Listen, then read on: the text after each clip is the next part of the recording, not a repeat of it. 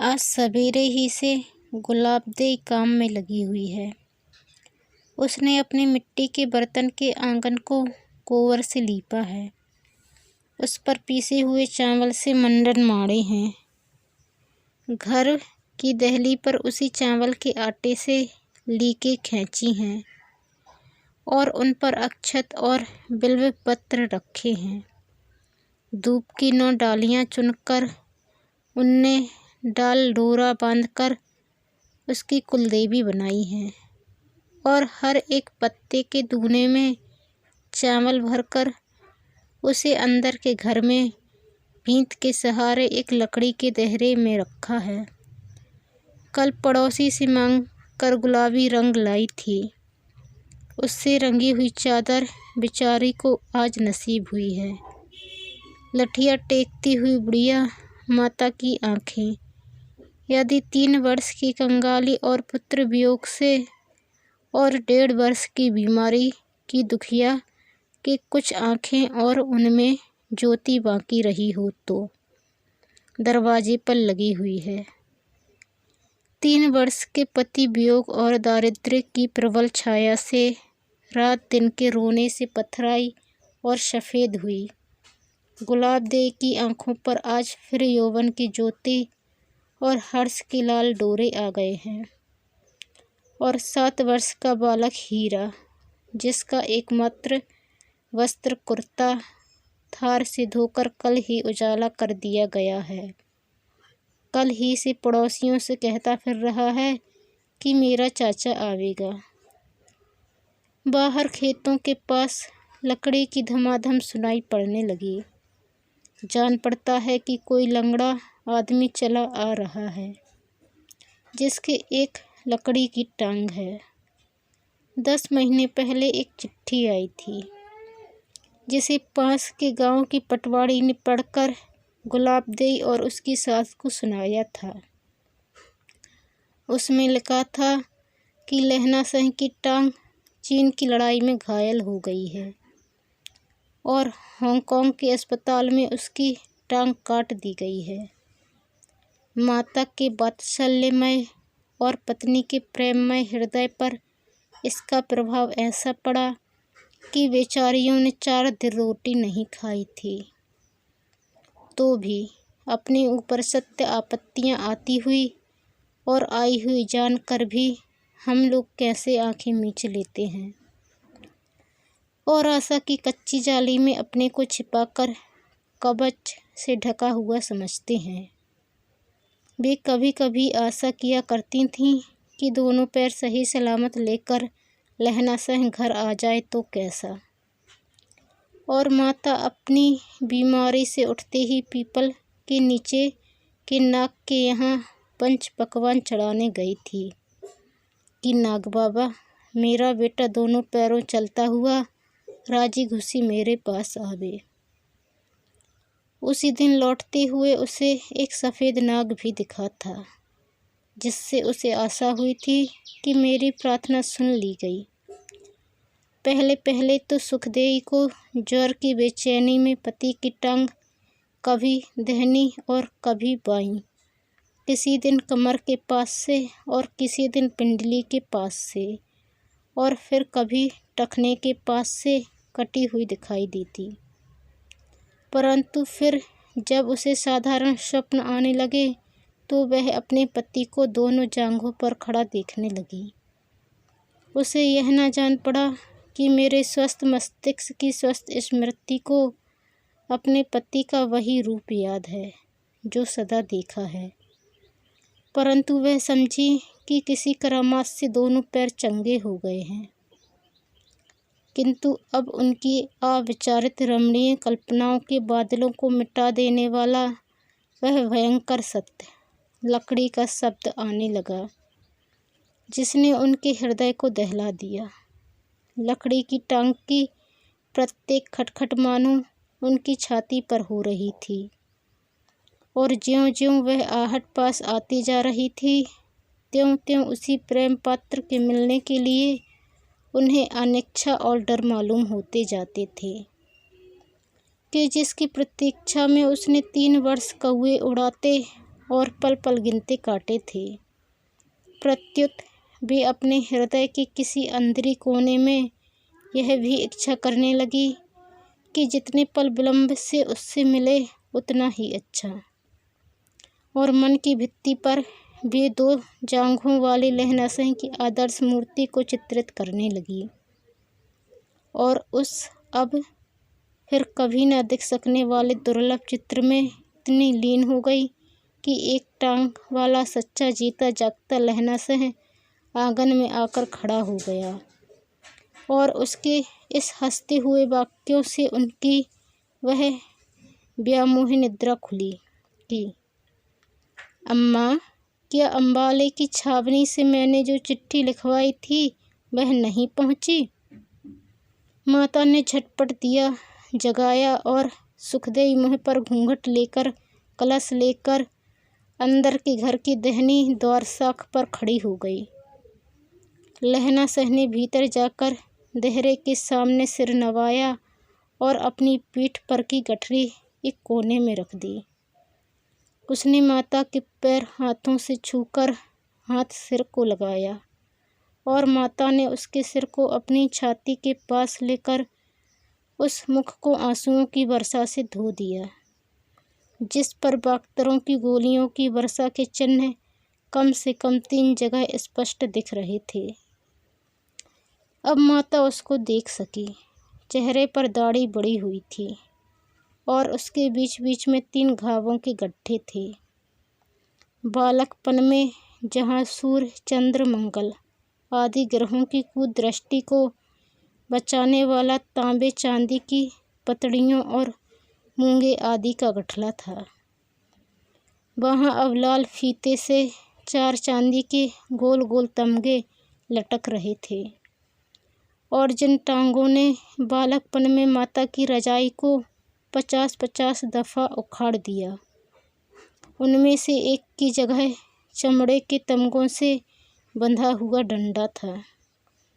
धूप से स्याह पड़े हुए और मेहनत से कुम्हलाए हुए मुख पर और महीनों तक खटिया सहने की थकावट से पिलाई हुई आँखों पर भी एक प्रकार की, एक तरह के स्वावलंबन की ज्योति थी, जो अपने पितामह के घर और उनके पितामहों के गांव को फिर देखकर खिलने लगती थी। माता रुधे हुए गले से न कुछ कह सकी और न कुछ पूछ सकी। चुपचाप उठकर कुछ सोच समझकर बाहर चली गई।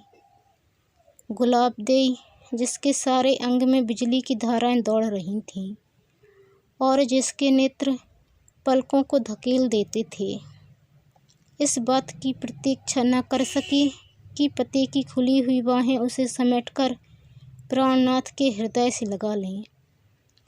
किंतु उसके पहले ही उसका सिर, जो विषाद के अंत और नव सुख के आरंभ से चकरा गया था, पति की छाती पर गिर गया और हिंदुस्तान की स्त्रियों के एकमात्र हाव भाव अश्रु के द्वारा उसकी 3 वर्ष की कैद हुई मनोवेदना बहने लगी। वह रोती गई और रोती गई। क्या यह आश्चर्य की बात है? जहाँ की स्त्रियां पत्र लिखना पढ़ना नहीं जानती और शुद्ध भाषा में अपने भाव नहीं प्रकाश कर सकती, और जहाँ उन्हें पति से बात करने का समय भी चोरी से ही मिलता है, वहाँ नित्य अविनाशिनी प्रेम का प्रवाह क्यों नहीं अश्रुओं की धारा की भाषा में उमड़ेगा। प्रेम का अमर नाम आनंद है। इसकी बेल जन्म जन्मांतर तक चलती है। गुलाबदेई को 3 वर्ष के बाद पति स्पर्श का मिला था। पहले तो वह लाजवंती सी छुई मुई हुई, फिर वह फूली हुई बनिए की लकड़ी सी पति में ही धंसती चली गई। पहाड़ी नदी के बांध टूटना ही चाहते थे कि लहना सिंह लड़खड़ा गया और गिरते गिरते बचा। सकुचाई सी शर्माई सी गुलाबदेई ने लहना सिंह को चुकुटी काटते हुए कहा, बस। और आँखों ही आँखों में बिहारी की नायिका के समान भरे मान में मानो कहा, कबाड़ी के सामने भी कोई लहंगा पसारेगी। हारे को हरिनाम गुलाब दे मेरे प्राण प्यारे, मैं हारा नहीं हूँ। सुनो, मर्द और कर्द कभी खुन्ने नहीं होते। गुलाबों और चीन की लड़ाई ने तो मेरी धार और तेज कर दी है। लहना सह तन कर खड़ा हो गया था। गुलाबदेई सरसों सी खिल आई, मानो लहना सह उसे कल ही वह कल लाया हो।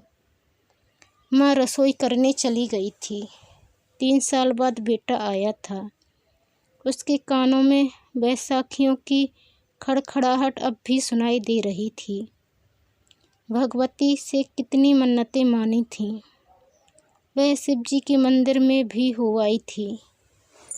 आखिर देवी देवता चाहें तो वह सही सलामत भी आ सकता था, परंतु अब तो वह साक्षात सामने था। फिर भी माँ को किसी चमत्कार की आशा थी।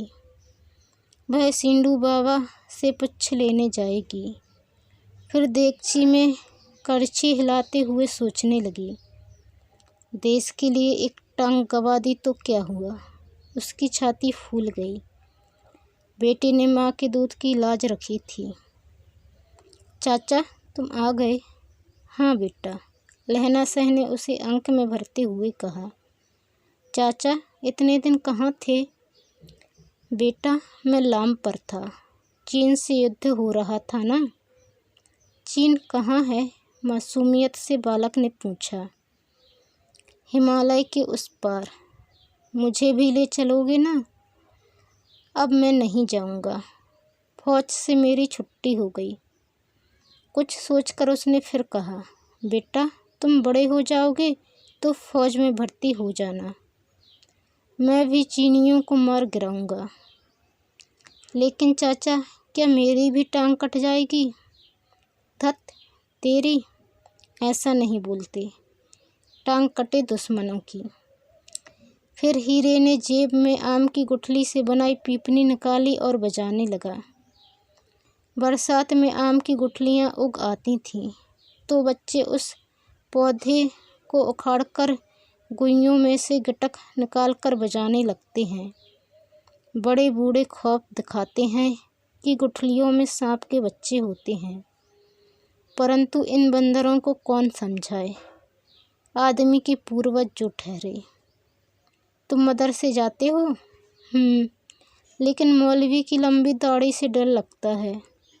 क्यों? दाढ़ी में उसका मुँह ही दिखाई नहीं देता। तुम्हें मुँह से क्या लेना है? अच्छे बच्चे गुरुओं के बारे में ऐसी बात नहीं करते। मेरा नाम तो अभी कच्चा है। नाम कच्चा है या कच्ची में ही? मैं पक्की में हो जाऊंगा, लेकिन बड़ी माँ ने अथन्नी नहीं दी, फीस लगती है चाचा। और वह पीपनी बजाता हुआ गायब हो गया। लहना से सोचने लगा, उम्र कैसे ढल जाती है। पहाड़ी नदी नाले मैदान तक पहुँचते पहुँचते संयत हो जाते हैं। ढलती हुई उम्र में वर्तमान के खिसकने और भविष्य के अनिश्चय घेर लेते हैं। चीन की लड़ाई में जख्मी होने पर जब अस्पताल में था तो हर नर्स उसे 8-9 साल की सूबेदारनी दिखाई देती। सिस्टर नैन्सी से एक दिन उसने पूछा भी था, सिस्टर क्या कभी तुम 8 साल की थी? अरे बिना 8 साल की उम्र पार किए मैं 22 की कैसे हो सकती हूँ? तुम्हें कोई याद आ रहा है?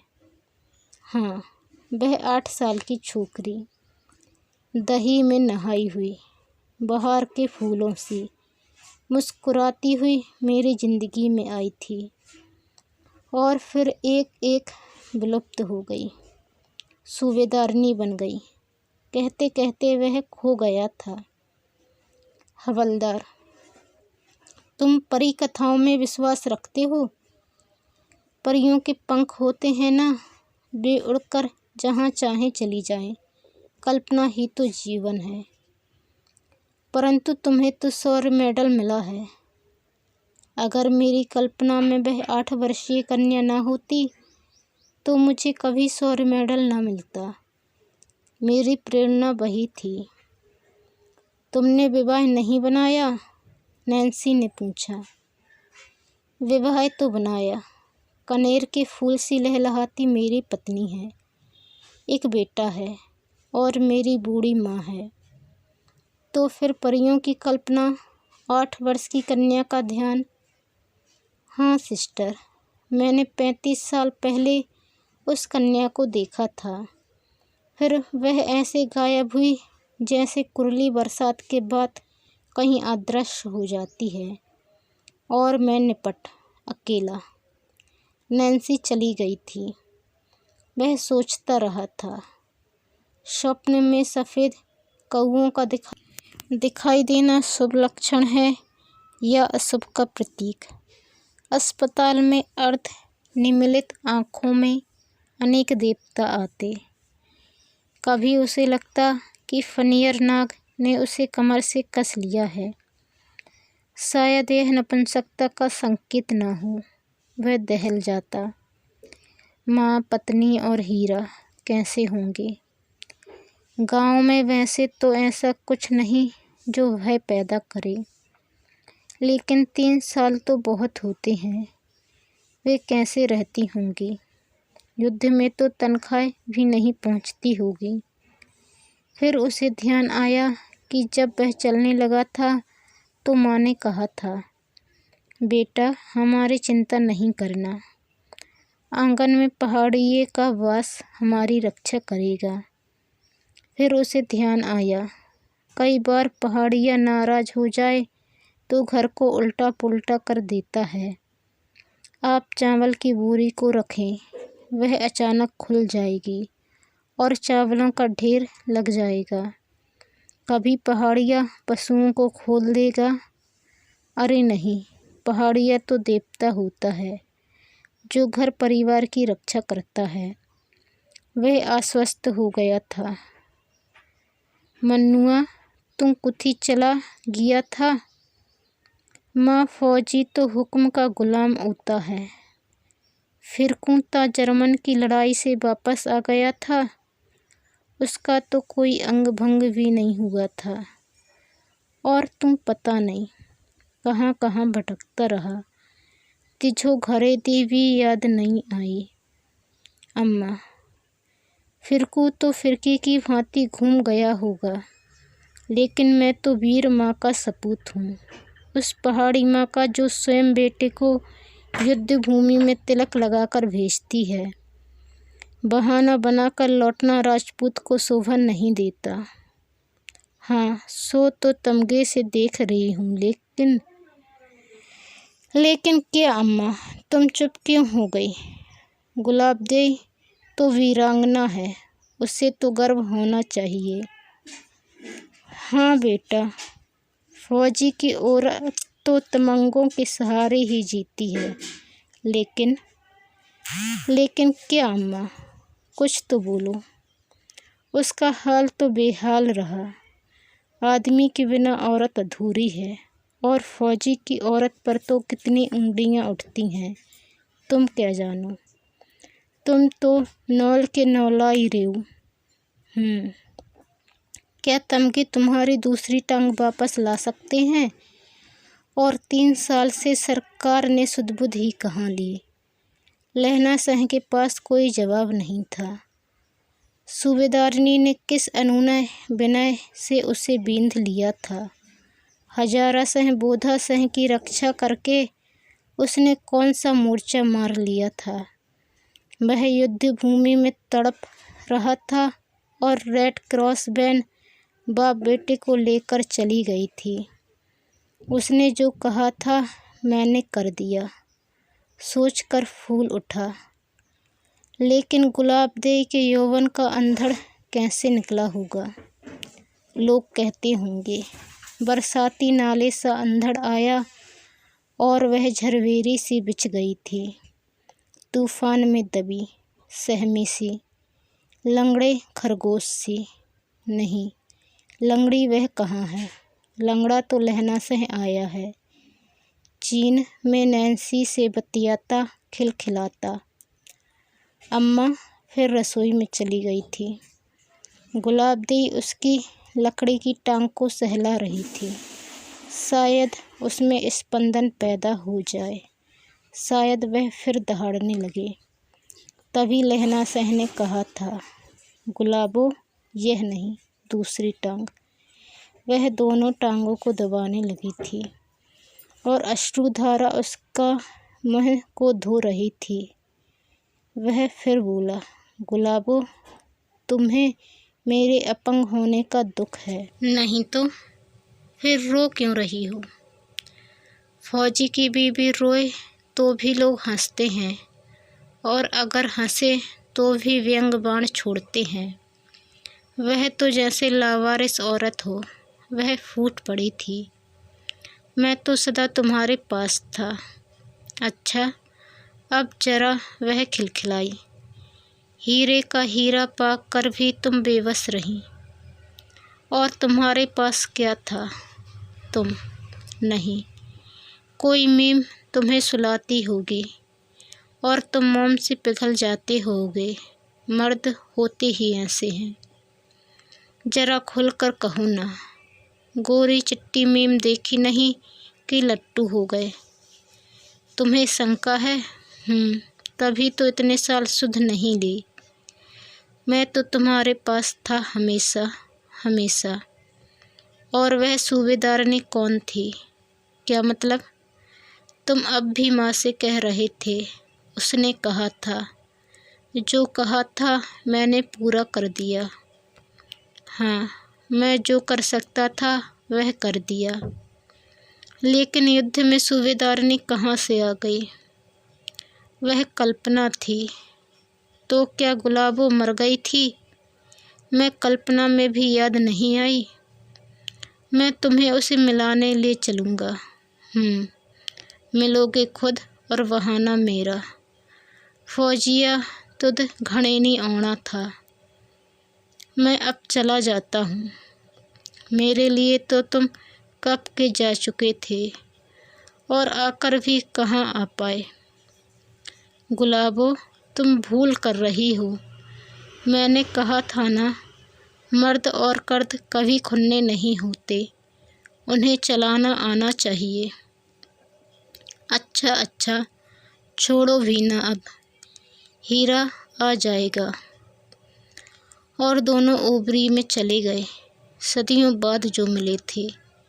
छोटे छोटे सुख मनोमालिन्य को धो डालते हैं और एक दूसरे के प्रति आश्वस्ति जीवन का आधार बनाती है। एक मृग तृष्णा का पालन दाम्पत्य जीवन को हरा भरा बनाए देता है। गुलाबदेई लहलहाने लगी थी और आंगन में अचानक धूप खिल आई थी। दोस्तों, यदि आप चैनल पर नए आए हैं तो प्लीज़ चैनल को सब्सक्राइब कर बेल आइकन को क्लिक कर लें, ताकि वीडियो अपलोड होते ही आपको नोटिफिकेशन मिल सके। वीडियो पसंद आने पर लाइक और शेयर करना ना भूलें। और हाँ, कहानी कैसी लगी यह कमेंट कर ज़रूर बताएं। धन्यवाद।